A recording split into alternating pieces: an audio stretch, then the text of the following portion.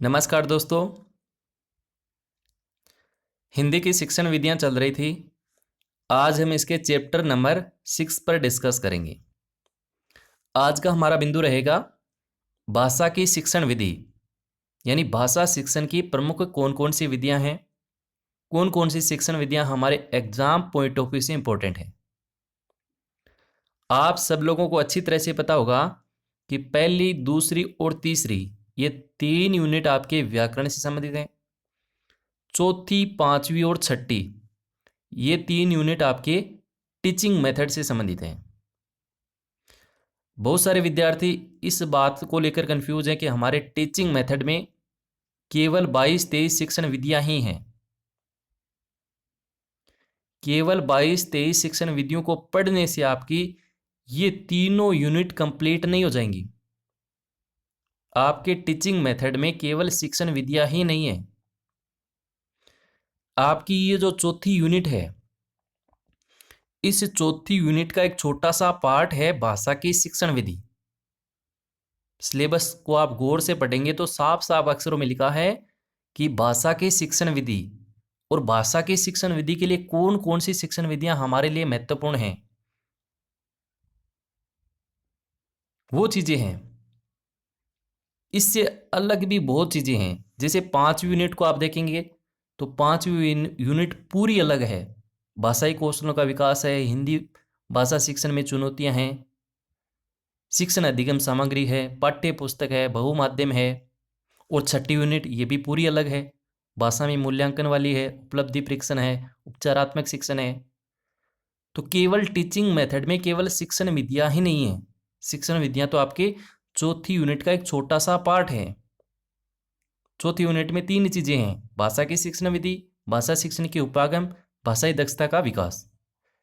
तो आज का हमारा विषय रहेगा भाषा शिक्षण की प्रमुख विधियां। पहले हम बात करते हैं कि इन विधियों में से प्रश्न कैसे आएंगे। यहां पे मैंने भाषा शिक्षण की प्रमुख विधियों के रूप में 15 मोस्ट, यहां पे लिखा है 15 शिक्षण विधियां बहुत ही महत्वपूर्ण हैं। और ये जो 15 शिक्षण विधियां हैं ये भाषा शिक्षण के लिए महत्वपूर्ण है। और निश्चित तौर पे 100 में से 100% इन्हीं शिक्षण विधियों में से प्रश्न आएगा।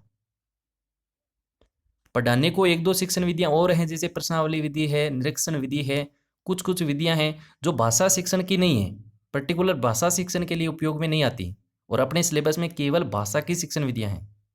लेकिन एडवांस के रूप में जैसे अपना सिलेबस कंप्लीट हो जाएगा वो अलग से मैं करवा दूंगा, कोई दिक्कत नहीं होगी।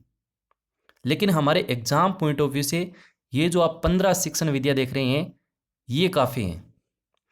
अब देखो, इनमें से पहला प्रश्न तो ये बन सकता है कि इन शिक्षण विधियों में जैसे 3 चीजें होती हैं। एक तो होता है आपका गद्य शिक्षण, एक होता है पद्य शिक्षण, एक होता है आपके व्याकरण शिक्षण। 3 चीजें होती हैं। अब आपसे एक तो प्रश्न ये बन सकता है कि इनमें से कौन सी गद्य शिक्षण की विधि है, इनमें से कौन सी व्याकरण शिक्षण की विधि है, इनमें से कौन सी पद्य शिक्षण की विधि है। एक प्रश्न तो ऐसे बन सकता है। तो इसको मैं आपको अंत में कराऊंगा कि व्याकरण शिक्षण की प्रमुख विधियां कौन कौन सी हैं, गद्य शिक्षण के लिए कौन कौन सी प्रमुख विधियां हैं, पद्य शिक्षण की प्रमुख कौन कौन सी विधियां हैं। तीनों को मैं अलग से आपको लिखवा दूंगा। देखो, सारी चीजें मिक्स करके मत पढ़ा करो। कई बार क्या होता है कि मैटर अपने पास है लेकिन हमें खुद को पता नहीं रहता है कि प्रश्न कैसे आएगा और हमें पढ़ के किस हिसाब से हम पढ़ रहे हैं। सारा जो मैटर है वो एक एक जगह मिक्स हो रखा है, कोई मतलब ही नहीं है इस चीज़ का। नहीं, सीक्वेंस के साथ पढ़ो, दिमाग में एक इमेज तय करो कि हाँ यार हमें वो चीज़ वहाँ से पढ़नी है, वो चीज़ उसके लिए इंपॉर्टेंट हो सकती है। दूसरा प्रश्न यहाँ से ये बनेगा कि मान लीजिए इन शिक्षण विधियों में कौन सी प्राथमिक शिक्षण के लिए उपयोगी है, कौन सी छोटे बच्चों के लिए उपयोगी है, कौन सी इसमें माध्यमिक स्तर पर उपयोगी नहीं है। तो ऐसा प्रश्न बन सकता है। इसके अलावा प्रश्न अगर बने तो जैसे मान लीजिए कई बार ये प्रश्न आया कि व्याकरण शिक्षण विधि का दूसरा नाम क्या है, भंडारकर विधि है, या फिर कोई शिक्षण विधि दे रखा है तो उसका प्रतिपादक पूछ लेता है। कहने का मतलब ये है कि जैसे मान लीजिए ये है अनुकरण विधि। अब इस अनुकरण विधि में क्या क्या चीजें हैं, कितने प्रकार का अनुकरण होता है, लेखन अनुकरण क्या है, यानी इन विधियों के अंदर कोई जो मोटी मोटी बात है, जैसे भाषा संसर्ग विधि है तो इसमें मोटी मोटी क्या बात है, द्विभाषी विधि है तो इसमें क्या चीजें हैं, समवाय विधि है, बुनियादी शिक्षा कौन सी शिक्षण विधि से संबंधित है, जैसे वाचन विधि है तो वाचन विधि में क्या चीजें हैं, कितने प्रकार का वाचन होता है, प्राथमिक स्तर के लिए छोटे बच्चों में वाचन कब शुरू होता है, इस प्रकार के प्रश्न यहाँ से बनेंगे। तो आज मैं आपको, आप यहाँ तक नोट्स बनाइए, मैं आपको सारी शिक्षण विधियां लिखवा रहा हूँ। सबसे पहले हम डिस्कस करेंगे अनुकरण विधि को। इसमें हम जानेंगे कि अनुकरण क्या होता है, अनुकरण किस प्रकार से बच्चों में किया जाता है, कितने प्रकार का होता है, लेखन अनुकरण क्या होता है, उच्चारण अनुकरण क्या होता है, ये सारी चीजें हम अनुकरण विधि में कुछ भी नहीं छोड़ेंगे। अगर इस विधि में से प्रश्न आएगा तो निश्चित तौर पे अपने वीडियो में से ही आएगा। इसके बाद है ध्वन्यात्मक विधि, जिसके प्रतिपादक माइकल सेमर हैं। तो एक तो हम इस प्रतिपादक को किस प्रकार से याद करेंगे, ये चीज़ें हम पढ़ेंगे ताकि हमारे एग्जाम तक याद रहे, क्योंकि अब तो हमें याद है लेकिन एग्जाम में ये आप नाम देखते इसको समझ जाना माइकल सेमर की बात हो रही है, तो एक तो इसको रटेंगे। इसके अलावा ध्वन्यात्मक विधि में मुख्य बात क्या है वो हम जानेंगे, ठीक है। तीसरी हम बात करेंगे श्रुति लेखन विधि। श्रुति लेखन विधि, मैंने यहाँ पे जो स्टार लगा रखे हैं वो विधियाँ तो बहुत ही ज़्यादा महत्वपूर्ण है। व्याकरण अनुवाद विधि, इसको भंडारकर विधि भी कहा जाता है, इसको हम बात करेंगे। व्याकरण शिक्षण विधि में क्या है, व्याकरण अनुवाद विधि में क्या है क्या नहीं है। रसास्वादन विधि है, इसको उपसंहार विधि भी कहते हैं, गीत विधि भी कहते हैं, तो इसकी भी हम बात करेंगे। इसके बाद छठी पर हम बात करेंगे, छठी शिक्षण विधि है अपने व्यतिरेकी विधि। अब देखो नाम से देखो व्यतिरेकी, कुछ समझ में ही नहीं आ रहा कौन क्या है इस विधि के अंदर। आप बता सकते हैं, अगर आपने तैयारी की है तो बहुत अच्छी बात है, आप बता सकते हैं, लेकिन एक बार आप इस विधि को देखकर आप ये नहीं बता सकते कि इस विधि के अंदर क्या है। अब कोई प्रश्न इस विधि के अंदर से आ गया, कोई मुख्य बात क्या है, किसी चीज़ की तुलना हो रही है तो कौन सी विधि की बात हो रही है, तो ये सारी चीज़ें हम डिस्कस करेंगे। दोस्तों आज का ये वीडियो बहुत ज़्यादा महत्वपूर्ण है। अगर आप इस वीडियो को पूरा देख रहे हैं तो खुद समझ पा रहे हैं कि कितना महत्वपूर्ण वीडियो है।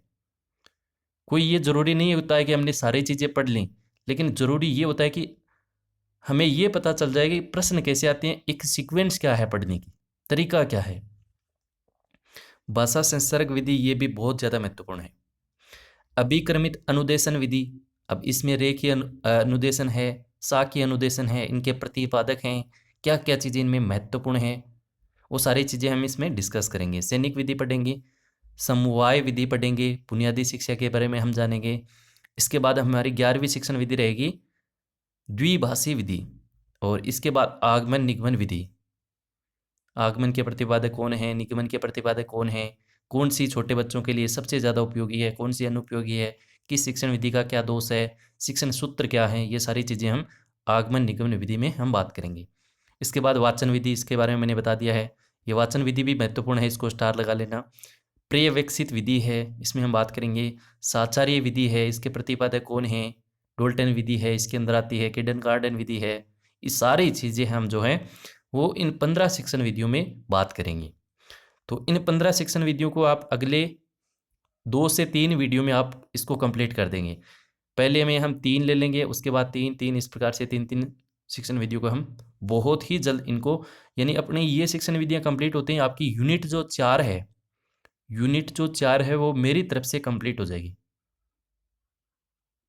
अगर आप यूनिट 4 को इतना तैयार कर लेते हैं तो निश्चित तौर पे मान के चलिए जो यूनिट 4 में से 5 प्रश्न पूछे जाएंगे वो आप देखते ही कर देंगे। बहुत सारे क्वेश्चन भी मैं करवाने वाला हूँ, नो टेंशन। तो आज के इस वीडियो में इतना ही, बहुत जल्द मिलते हैं नेक्स्ट वीडियो में। तब तक के लिए हंसते रहिए, मुस्कुराते रहिए। Bye bye, thank you so much.